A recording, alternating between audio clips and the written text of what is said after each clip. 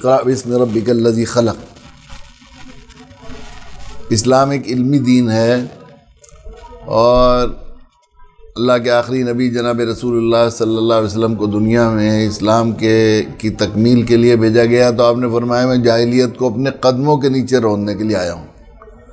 اس لیے اللہ تعالیٰ نے علم کی اہمیت کو سمجھانے کے لیے اور اسلام کی تکمیل کے بعد اپنے نبی جناب رسول اللہ صلی اللہ علیہ وسلم کے واسطے سے ایک پیغام، ایک قانون، ایک ضابطہ دنیا انسانیت کو سمجھانے کے لیے 29 پاروں کو چھوڑ کر 30ویں پارے کی آیت شریفہ جو ہے وہ ابتدا میں نازل فرمائی۔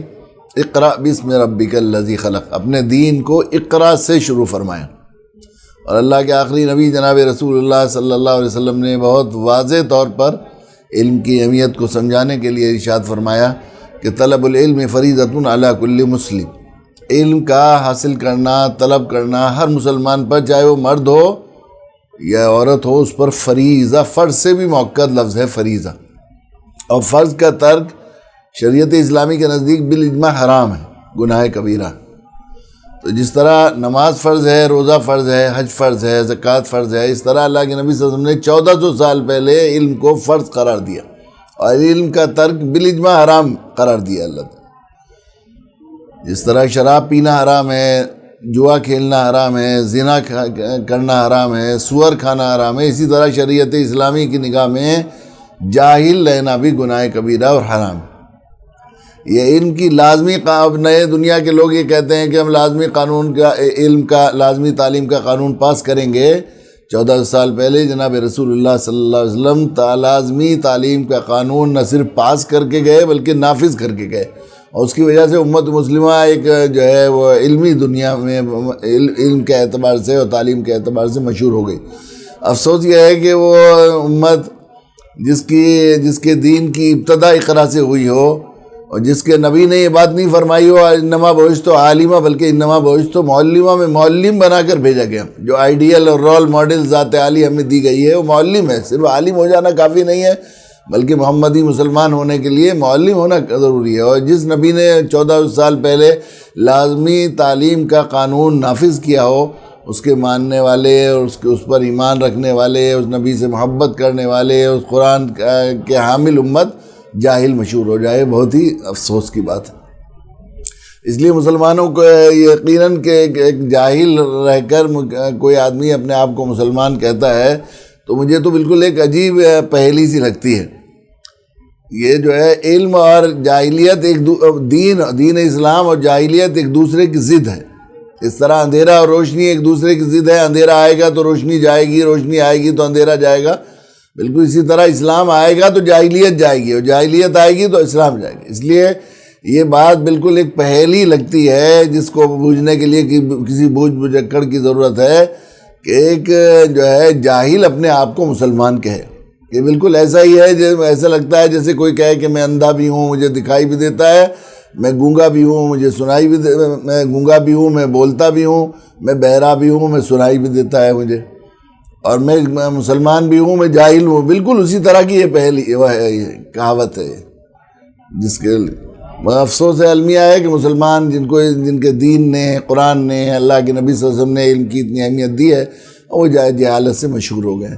خصوصاً دین کا علم، جو قانون کا علم ہے وہ جاننا تو ہر مسلمان پر فرض عین ہے کہ حلال حرام کی اسے تمیز ہو، جو کام فرض ہے اس کا سیکھنا، اس کے مسائل جاننا فرض ہے، اور جو عمل واجب ہے اس کا علم سیکھنا واجب ہے۔ تو دین کا علم تو قانون کا علم ہے، جس چیز کے شرعی ضابطے اور قاعدے آپ کو معلوم نہیں ہے وہ کام شریعت آپ کو کرنے کی اجازت نہیں دیتی اس سے پہلے کہ آپ علم حاصل کریں۔ تو اس کی بڑی ضرورت ہے کہ آدمی مسلمان علم حاصل کریں، اور وہ جو ہے اس کے لیے جنگی پیمانے پر جو ہے تحریک چلائی جائیں۔ بعض لوگ بڑے ہو کر یہ کہتے ہیں کہ بھئی ہماری اس میں کیا خطا ہے، ہم نے علم حاصل نہیں کیا ہے، تو ہم نے علم حاصل نہیں کیا تو ہماری کیا خطا ہے، ہمارے ماں باپ نے ہمیں نہیں پڑھایا اس لیے ہم جاہل رہ گئے۔ ایسی یہ بات بھی چلنے والا نہیں۔ بہت سی ایسی چیزیں جو والدین نے نہیں دی تھی وہ آپ نے اور ہم نے حاصل کی۔ بہت سے ایسے لوگ تھے جو جھوپڑیوں میں ان کے والدین گزارا کیا کرتے تھے اور گھاس کھودتے تھے، وہ لوگ پڑھے جو ہے ان کے پاس کاریں ہیں اور وہ جو ہے بڑے بہترین محلوں کے اندر رہ رہے ہیں، انہوں نے اپنی محنت سے، اپنے ایفرٹ سے انہیں حاصل کیا۔ بہت سے ایسے تھے جن کے والدین کو کبھی سائیکل کی سواری نصیب نہیں ہوئی، ان کے پاس 4 ویلر ہیں، انہوں نے حاصل کیے ہیں۔ بہت سے ایسے تھے جن کے والدین جو ہے وہ بیچارے گھاس کھودا کرتے تھے اور وہ پراپرٹی ڈیلر اور بلڈر ہیں، اپنی کوشش سے حاصل کیے انہوں نے۔ بڑے ہو کر علم حاصل نہیں کر سکتا، یہ کوئی ضابطہ نہیں۔ جب تک جاننے کی صلاحیت دماغ میں موجود ہے اس وقت تک علم حاصل کرنا فرض ہے، اور اس میں کوئی شک نہیں کہ جو لوگ علم حاصل کرنے پر آ جاتے ہیں تو کرتے ہیں۔ ہم نے پلت میں مدرسہ جب شروع کیا تھا تو ایک صاحب ہمارے یہاں کنڈی بجائی، میں باہر نکلا تو ایک 73 سال کے بزرگوار جو تنفس کے بیمار تھے وہ آئے، آ کے کہنے لگے مولوی صاحب جی مجھے داخلہ لینا ہے۔ میں نے کہا پوتا کہاں ہے؟ یہ مجھے اپنا ہی داخلہ لینا ہے، کہنے کہ درجہ حفظ میں داخلہ لینا ہے۔ مولانا جو ہے ہمارے عبدالحسیب صاحب تھے محتمم، میں نے کہا مولانا بہت مخلص آدمی ہے، اس کے ان کا داخلہ کر لیا جائے۔ 1.25 پارہ بڑی مشکل سے انہوں نے حفظ کیا، بیمار رہتے تھے تو اور پرہیز کا کھانا نہیں ہو سکا، تو وہیں ان کے گاؤں کے قریب میں نے ان کا داخلہ کرا دیا۔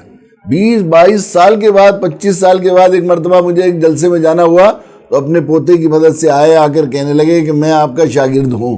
میں نے کہا میرے شاگرد کہاں سے آ گئے، میں ان پڑھ آدمی ہوں۔ انہوں نے کہا نہیں میں عبدالجبار حاجی۔ میں نے کہا اچھا حاجی عبدالجبار صاحب، کہ وہ حفظ میں جو داخلہ لیا تھا، کہ کیا ہوا حفظ کا؟ انہوں نے کہا حفظ مکمل کر لیا میں نے۔ اور کتنے مخلص تھے، انہوں نے کہا کہ جب سے حفظ مکمل کیا ہے 1/4 پارہ اوابین میں اپنے اللہ کو سناتا ہوں۔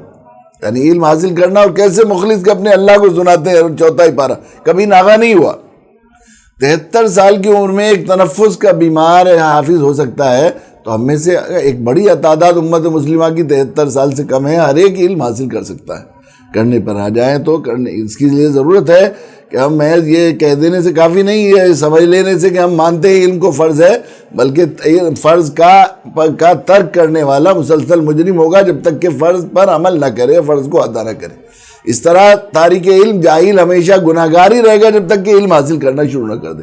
بڑی خوشی کی بات ہے کہ جامعہ سبیل السلام کے نوجوانوں نے، خصوصاً ہمارے مولانا محسن ندوی، مولانا مسرت ندوی نے، ان لوگوں کے لیے جو اپنے کسی مشغلوں میں لگے ہوئے ہیں اور بہت سے کاموں میں لگے ہوئے ہیں، ان کے بال جو ہے عیالدار ہو گئے ہیں اور مشغولی ہے، ان کے لیے یہ اب ذرائع ابلاغ سے فائدہ اٹھا کر آن لائن یہ جو ہے درس کا سلسلہ شروع کیا گیا ہے۔ یہ بہت ہی مبارک قدم ہے۔ اب ان لوگوں کے لیے جو کسی کے لیے جو لوگ مشغول ہیں، جو دوسرے کاموں میں مشغول ہیں اور وہ سفر کر کے یہاں نہیں آ سکتے، اب یہ عذر بھی نہیں رہا کہ ہمارے پاس بہت مشغولی تھی اور چل رہے تھے۔ یقیناً وہ عند اللہ جو ہے وہ مسئول ہوں گے، اور ان کے لیے اللہ کے ہاں یہ عذر چلنے والا نہیں ہے۔ اس موقع سے غنیمت فائدہ اٹھائیے۔ انشاءاللہ یہ بہت ہی سلیقے سے ایک پروگرام بنایا گیا ہے آن لائن تعلیم کا، اور اس میں کئی طرح کے جو ہے نصاب تیار کیے گئے ہیں تاکہ آدمی اپنی اپنی سہولت سے، اپنے لحاظ سے جس درجے اور جس لیول تک اس علم کو حاصل کرنا چاہے کرے۔ میں امید کرتا ہوں کہ امت مسلمہ کے تمام افراد اب یہ زمان و مکان کا خیال کیے ہوئے بغیر جہاں کی بھی رہ رہے ہیں وہ اس سنہرے موقع سے فائدہ اٹھائیں گے۔ اللہ تعالیٰ میں دلی دعا ہے اپنے نوجوان رفقا کے لیے کہ اللہ تعالیٰ ان کے خوب علم و عمل میں برکت عطا فرمائے، اور ان کے اس جذبے کو بےحد اپنی بارگاہ میں قبول فرمائے، اور اس کو خوب قبولیت، مقبولیت اور برکتوں سے مالا مال فرمائے، اور یہ فیصلہ خوب ان کے لیے اور ہمارے لیے صدقہ جاریہ بنے۔ وآخر دعوانا الحمدللہ رب العالمین۔